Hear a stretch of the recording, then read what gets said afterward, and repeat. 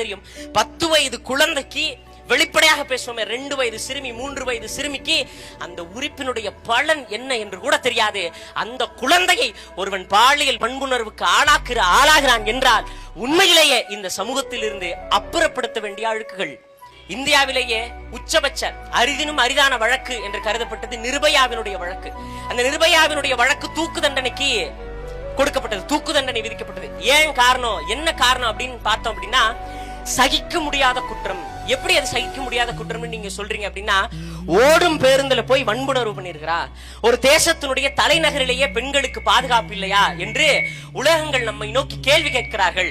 ஆதலால் சகிக்க முடியாத குற்றத்திற்கு உச்சபட்ச தண்டனையாக மரண தண்டனை தான் வழங்க வேண்டும் என சொல்லி நிர்பயாவினுடைய வழக்கிற்கு மரண தண்டனை வழங்கப்பட்டது. எப்படி அங்கே ஒரு நிர்பயாவுக்கு நீதி கிடைத்ததோ அதே போல எங்கள் தேசத்தில் கற்பழிக்கப்பட்ட இந்த சிறுமிக்கும் நீதி வேண்டும். அவர்